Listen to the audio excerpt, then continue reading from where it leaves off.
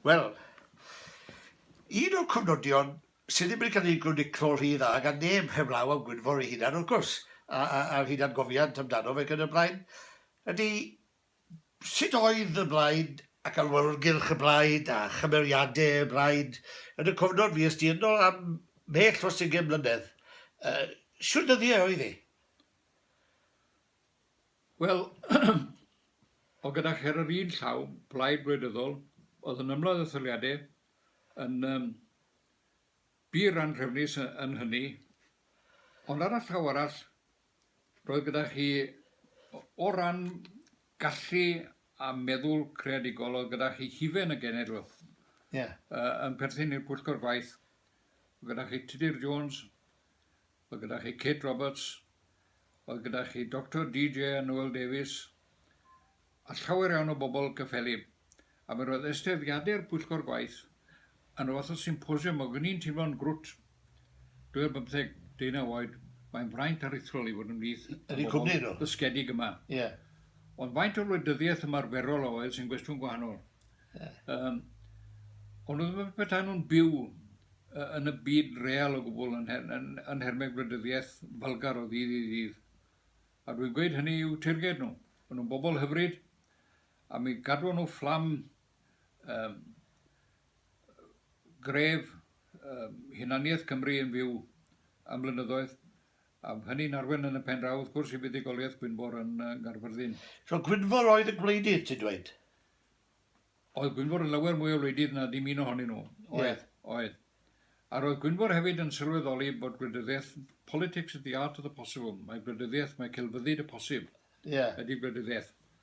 Dwi'n credu, dwi wedi dweud o'r blaen, me anrhegwyd Gwynfor pan oedd wedi bod yna am 20 mlynedd, gan DJ Williams Abergwaun oedd un o'r hen stolwat y blaid a wedi bod yng Ngharchar, wrth gwrs, yn un o'r 3 losgodd yr ysgol Fomio. Ac yn cyflwyno anrheg i Gwynfor yn y termau yma gyfred, me gredodd Mr Saunders Lewis i fod yn arwen cenedl gref ac fe bethodd. Ond chi, mydde fe, a gwein mawr ar ei wyneb, Mr Gwynfor Evans, mae'n bosib llwyddwch chi. Dych chi'n sylweddoli bod chi'n arwen cenedl gwan. A dwi'n credu bod hwnna yn ddedfryd gywir iawn. Bydde hwnna ddim yn lawr rhy dda gyda Saunders Lewis? Na. I Saunders Lewis oedd rhaid i ti berthyn i'r wir ffydd. A'r wir ffydd oedd herio pob peth oedd yn Saesnig, sefyll dros annibyniaeth yn ddidroi nôl, a peidiwch adnabod unrhyw rinwedd mewn unrhyw blaid arall na dim byd felly. Ond roedd Gwynfor ar y llaw arall yn fodlon roed achos oedd yn achos arall nag annibyniaeth, ond oedd e ddim yn gwrthod annibyniaeth, oedd annibyniaeth yn para y nod ar yr orwel bell. Ond... oedd o ddadleuon brwd anghytundeb? Oedd. Mi roedd gyda ni bobl fel Lord Morgan a Catherine Daniel, gweddw Jack Daniel. A oedd yna dros y wir ffydd.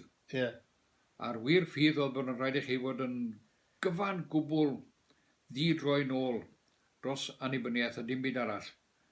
A dwi'n cofio'n iawn, gyson ni lawer ymrysom mewn ysgol ha ar moderates. Roedd Gwynfor yn perthyn iddo, a minnau hefyd o ran hynny, a enillodd bob tro. Ond ar ôl dweud hynna, roedd hi'n addysg mawr iawn i glywed syniadau'r bobl yma. Oedd yn bobl disglair ac yn bobl o lendid calon. Lle wyt ti'n gosod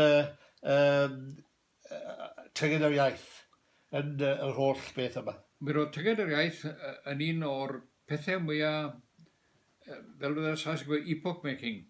Gadwch chi ddychmygu, fe newidiodd hynna holl ethos pobl yn gyswllt yr iaith Gymraeg. Dyna lle roedd bobl wedi bod yn edrych ar gyfrifiadau o un degrif i'r llall ac yn dweud, o ie, mae pethau'n mynd yn wath, mae gyda ni lai o bobl ifanc yn siarad y Gymraeg, a mwy o'n pobl ni yn hen, ac yn y blaen. Ond Saunders yn wir roedd yr her i lawr, dablodd y gontret i lawr, a dweud, un ydych chi'n gymryd y peth mewn ddifrifol, a mi roedd e'n sôn am y Beasleys, ydych chi'n gwybod, y Beasleys yn gwrthod talu treth o'n i bai bod nhw'n cael i nodyn treth yn Gymraeg. Saint o bobl, bobl ddiwylliedig, oedd i drodon nhw bron i gyd wedi cael cymryd gan y bailiffs am na bydden nhw ddim yn rhoi fewn bobl digymrodedd.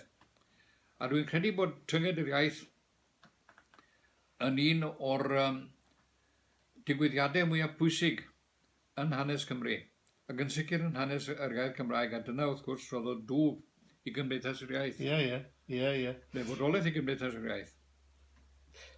Wel, ti oedd y mam na Rogan? Siomes di Gwynfor, ti'n meddwl? Dwi'n yn gwybod, oedd e'n un o nifer o rai wrth gwrs. Na ti bydde'r person mwyaf amlwg yn hwnnw allu a dy oreithio. O'n i'n hoff iawn o Gwynfor, a mi fues i'n gyfeillgar iddo fe hyd i fedd. Ac yn meddwl y byd ohono fe o hyd.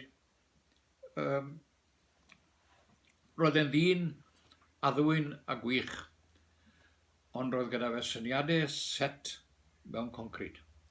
A ydych chi byth a dadle gyda fe ar y pethau hynny. Ddim yn newid i feddwl. Ddim yn newid i feddwl. A mi roedd e'n gallu gweld goleuni gobeith a'r llwyddiant ym mhob man pan oedd y cyfan i gyd yn dwllwch i'r gweddill ohono ni. A wnaethais ti'r penderfyniad o adael y blaid ddim yn hawdd fi siwr. Nid am bod ni'n credu bod y blaid yn wrong, ond am bod ni'n credu bod y blaid yn iawn. Hynny di bod y blaid yn iawn yn sefyll dros hunaniaeth Cymru, ond oedd ni'n sicr bod yn rhaid i chi o'r dwy ffrwd. Un oedd Plaid Cymru yn sefyll dros yr egwyddor yna dyd roi'n ôl o hunaniaeth a bodolaeth Cymru fel gwlad a chenedl. Gar y llaw arall, Llywodraeth Lafur, a bydde rhyw dydd yn dod â hynny i ryw fath o gynlyniad cyfansoddiadol derbyniol. Bydde un ddim yn neud i heb y llall. A fes feddyliwch chi am yr hyn ddigwyddodd y pryd sefydlwyr y cynulliad nawr, 1998. Ba les chi sy'ch chi wedi cael Plaid Cymru gref? Hyn os y gyda nhw dwsin o lodau, a dim Llywodraeth Lafur, dim byd.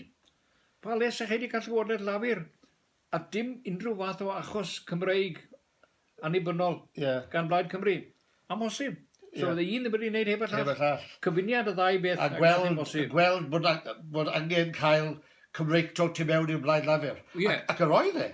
Ti'n gwybod bod dwi'n cofio pan oeddwn ni yn swyddog ymchwil i'r Blaid Lafur yn 68-69. Oedd y mwyafrif o'i aelodau seneddol Cymru Llafur yn Saesnigedd wrth Gymraeg, wrth datganoli. Ti'n cofio boes yma, Leo a Cynnac, a Arthur Probert a'r boes yma? Lawer iawn o'r hen rai, pobl oedd wedi ymladd yn gryf, llawer iawn yn hyn o'n undebwyr yn arweinwyr undebol, wedi ymladd yn gryf dros hawliau gweithwyr yn ei dydd. Ac wedi gwneud gorchestion mawr. Ond i ddefnyddio geiriau yn Erin Bevan, nid amdani nhw, ond am bobl ar fainc blaen Blaid Lafur a Twried ar y pryd, burnt out volcanoes. Burnt out volcanoes. Ac o'n nhw wedi llosgi allan. Ac oedd gyda nhw, o'n nhw'n eisiau clywed. Dim byd oedd gyda ni bobl ifanc i ddweud yn y cyswllt yna. A ti'n cofio fel y fyddai'n cofio yr ymrafel fi oedd am lynyddau. Sym syniad gyda bobl yr ymrafel fi o tu ôl i'r llenni. Dwi'n cofio Leo Apsi yn gwneud y pwynt yma mewn un o gyfarfodydd aelodau seneddol y Blaid Lafur. We're already now below the salt. And if we create this chip shop in Cardiff, dyna beth oedd e'n galw cynulliad. If we create this chip shop, we'll be further down. Dyna beth oedd e. Dwi'n cofio anfon nodyn i Cledwyn yn dyfynnu Morris Cyffin, a fydredd iawl ddoi dyd yn amgenach. Cledwyn yn gwybod ni iawn beth oedd ac yn nodio yna. A fydredd iawl ddoi dyd yn amgenach. Un gan ola, ti'n cofio eso na? Edw'n iawn. Oedd eso wastad yn siarad yn trydydd person. Oedd eso yn dweud, and these poor people, they had a terrible problem, you know, did they? They went along to the local authority. They took the case to the county court. And they took it to the highest tribunal possible. And they failed. So what did they do? They came to SO. Wastad siarad trydydd person. Wel, dwi'n bod am... Dyn hyfryd iawn. Oedd, dwi'n bod am ddwy flynedd oedd ni'n cofio, wrth gwrs, achos y farwodd e ti a 72, no fe. Beth yma dwi'n cofio yn fwy na dim, oedd mor driennus yn oedd y Blaid Lafur yn y Senedd, ti ag atog e, pan yn illodd e fel annibynnwr. Ond nhw'n greulon oedd o fe? Wel, ond nhw'n gweud bod SO yn cerdded rownd y darn bach yna Merthyr, y triangle, bob bore dydd Sadwrn. A bod e'n codi hat i bob dyn a bob ci a cath oedd yn gwrdd. Ie, ie. A te gweld ni nawr, Ond wyt ti oedd wedi- yma hat Homburg ddi, ti'n gofyn ni? Ie, ie, ond wyt ti wedi i ddiranwad yn iawn. A roedd e'n siarad Saesneg. Oedd. Ar y trydydd person wastad. Ac hefyd mor posh, ie. Oedd, oedd. Eh? Oedd. Dyddiau da, chat. Oedd e sôn di'n hyfryd iawn war y teg. Oedd. Dwi'n cofio, oedd na gefnder i fi, Iwan Morgan, yn ymgeisydd llafur fan hyn yn 1945-1950. Ie. Ac oedd e sôn o'r lan o ddwy da'r gwaith o'r wythnos i bydd gefnogi war y teg. O, reit. Ac oedd e'n grif iawn bryd hynny dros Senedd i Gymru a dros y Oedd, pethau mae yn y 50au, oedd. Oedd. Ac eso mewn ffaith, yn 1952-53, ddos ar petisiwn am Senedd i Gymru ger bron y Senedd. Ie, ie. Nath y job dda iawn o'n ni. Do. Wel, dyna ni. Heddwch i flwch. Ie. Wel, diolch yn fawr ys Morgan. Byddwn ni nôl at y pethau yma to. Ar ôl i ni ddod i'r rhaid nawr ar YouTube dros y wythnos y ddwy nesaf. Ac fe gawn ni gyfrol eto o atgofion am y fyrwydod a meddwl Elystan Morgan am yr holl bethau yma.